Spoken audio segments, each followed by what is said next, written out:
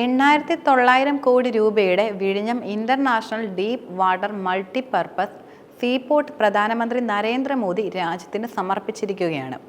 രാജ്ഭവനിൽ നിന്നും പാങ്ങോട് സൈനിക കേന്ദ്രത്തിലെത്തിയ പ്രധാനമന്ത്രി ഹെലികോപ്റ്റർ മാർഗം വഴിയായിരുന്നു വിഴിഞ്ഞം തുറമുഖത്തെത്തിയത്.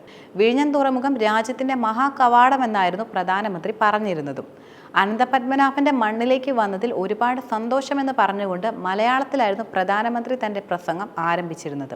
രാജ്യത്തിന്റെ പണം ഇനി പുറത്തേക്ക് ഒഴുകില്ലെന്നും രാജ്യത്തിനും കേരളത്തിനും സാമ്പത്തിക സ്ഥിരത നൽകാൻ ഇത് വളരെയധികം സഹായിക്കുമെന്നും അദ്ദേഹം കൂട്ടിച്ചേർത്തു.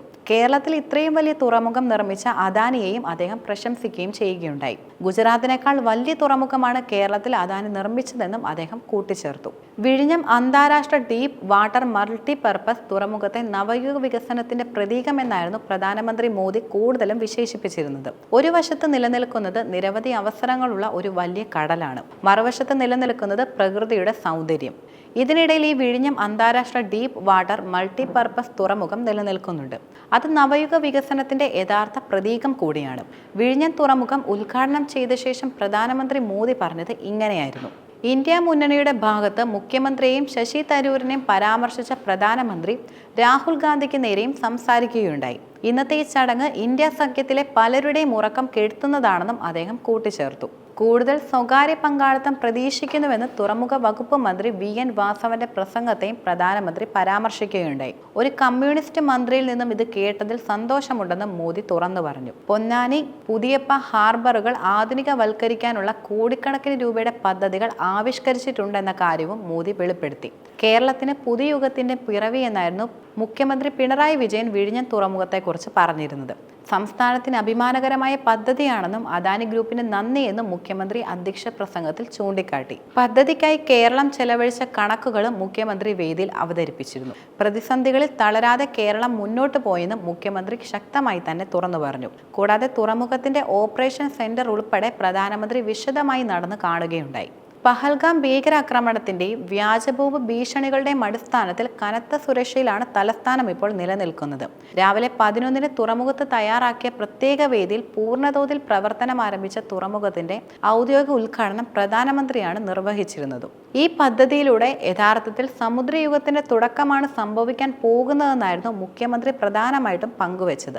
മുഖ്യമന്ത്രി പിണറായി വിജയൻ, ഗവർണർ രാജേന്ദ്ര അർലേക്കർ, കേന്ദ്ര തുറമുഖ വകുപ്പ് മന്ത്രി സർബാനന്ദ സോനോവാൾ, കേന്ദ്രമന്ത്രിമാരായ സുരേഷ് ഗോപി, ജോർജ് കുര്യൻ, മന്ത്രി VN Vasavan, Shashi Tharoor MP, Adani group chairman Gautam Adani തുടങ്ങിയവർ ഈ പരിപാടിയിൽ പങ്കെടുത്തു.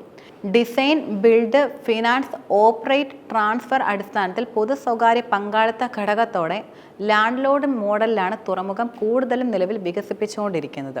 സ്വകാര്യ പങ്കാളിയായ കൺസെഷണർ അദാനി വിഴിഞ്ഞം പോർട്ട് പ്രൈവറ്റ് ലിമിറ്റഡ് 2015 ഡിസംബർ 5-നായിരുന്നു നിർമ്മാണം ആരംഭിച്ചിരുന്നത്. വിഴിഞ്ഞം തുറമുഖത്തിന്റെ ഉടമസ്ഥതയെ ചൊല്ലി ഇപ്പോഴും കേരളത്തിൽ വൻതോതിലുള്ള സംഘർഷമാണ് നടക്കുന്നത്. മുൻ മുഖ്യമന്ത്രിയായിട്ടുള്ള ഉമ്മൻചാണ്ടിയുടെ പേരിലാണ് വിഴിഞ്ഞം തുറമുഖം ആദ്യം പ്രവർത്തനം ആരംഭിച്ചിരുന്നത്. മുഖ്യമന്ത്രി പിണറായി വിജയനെയാണ് വിഴിഞ്ഞം തുറമുഖത്തിന്റെ ശില്പിയെന്ന് മന്ത്രി VN വാസവൻ വിശേഷിപ്പിച്ചത്.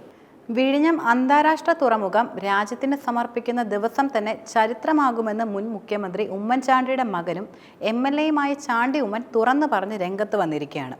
വിഴിഞ്ഞം തുറമുഖമായി ബന്ധപ്പെട്ട പല അനുമതികളും വാങ്ങിയെടുത്തത് ഉമ്മൻചാണ്ടിയാണെന്നും അദ്ദേഹം ഒരു കല്ല് മാത്രമേ ഇട്ടുള്ളൂവെന്ന് CPM പറയുന്നത് പച്ചക്കള്ളമാണെന്നും ചാണ്ടി ഉമ്മൻ ശക്തമായി തന്നെ പ്രതികരിക്കുകയാണ്. ക്രെഡിറ്റ് തട്ടിയെടുക്കാനുള്ള യഥാർത്ഥ ശ്രമമാണ് LDF സർക്കാർ കൂടുതലും നടത്തുന്നത്. ഉമ്മൻചാണ്ടിയുടെ ഓർമ്മകളെ പോലും CPM യഥാർത്ഥത്തിൽ ഭയപ്പെടുകയാണ്. അതിനാലാണ് പ്രതിപക്ഷ നേതാവായിട്ടുള്ള VD സതീശനെ കമ്മീഷനിങ് ചടങ്ങിൽ ക്ഷണിക്കാതിരുന്നതെന്നും ചാണ്ടി ഉമ്മൻ ഒരു മാധ്യമത്തോട് തുറന്നു പറഞ്ഞു. അതേസമയം തന്നെ വിഴിഞ്ഞം തുറമുഖം കമ്മീഷനിങ്ങിനോടനുബന്ധിച്ച് തലസ്ഥാനത്ത് കനത്ത സുരക്ഷയും കൂടുതൽ ഏർപ്പെടുത്തിയിട്ടുള്ളത്. 1-2 പിണറായി സർക്കാരുകളുടെ ഇച്ഛാശക്തിയാണ് യഥാർത്ഥത്തിൽ വിഴിഞ്ഞം തുറമുഖം യാഥാർത്ഥ്യമാകാൻ കാരണമെന്ന് മന്ത്രി VN വാസവനും തുറന്നു പറഞ്ഞു. നമ്മുടെ നാട്ടിൽ ഒന്നും നടക്കില്ല എന്ന് പറഞ്ഞിടത്ത് എല്ലാം സാധ്യമാക്കുമെന്ന വാക്ക് അർത്ഥപൂർണമാക്കുന്ന തരത്തിലാണ് മുഖ്യമന്ത്രിയും ഇടത് സർക്കാരും പദ്ധതിയിൽ കൂടുതലും പങ്കുവഹിച്ചത്. എല്ലാ പ്രതിസന്ധികളെയും മറികടന്നുകൊണ്ടാണ് ജൂലൈയിൽ ട്രയൽ റൺ നടത്തിയിരുന്നത്. 285 കപ്പലുകൾ ഇതുവരെ വിഴിഞ്ഞത്തെത്തിയെന്നും മന്ത്രി കൂട്ടിച്ചേർത്തു. തുറമുഖത്തിന്റെ ശില്പിയെന്നും കാലം കരുതി വെച്ച കർമ്മയോഗി എന്നും പുകഴ്ത്തിക്കൊണ്ടാണ് മുഖ്യമന്ത്രിയെ VN വാസവൻ സ്വാഗതം ചെയ്തതും. LDF വരും, എല്ലാം ശരിയാകുമെന്ന് പറഞ്ഞത് അർത്ഥപൂർണമായി എന്ന് പറഞ്ഞാണ് വാസവൻ തന്റെ പ്രസംഗം അവസാനിപ്പിച്ചതും. വിഴിഞ്ഞം തുറമുഖത്തിന്റെ ഔദ്യോഗിക ഉദ്ഘാടന ചടങ്ങിൽ ചേരിതിരിഞ്ഞ മുദ്രാവാക്യം BJPയും ഇടതുപക്ഷ പ്രവർത്തകരും ഉയർത്തുകയുണ്ടായി. സംസ്ഥാന സർക്കാരിനെ അനുകൂലിച്ച് ഇടതുപക്ഷ പ്രവർത്തകരും കേന്ദ്ര സർക്കാരിനെ അനുകൂലിച്ച് BJP പ്രവർത്തകരുമാണ് കൂടുതലും മുദ്രാവാക്യം മുഴക്കിയതും. ഇതിനെ തുടർന്ന് സദസ്സ് ശബ്ദ കോലാഹലത്താൽ നിറയുകയായിരുന്നു.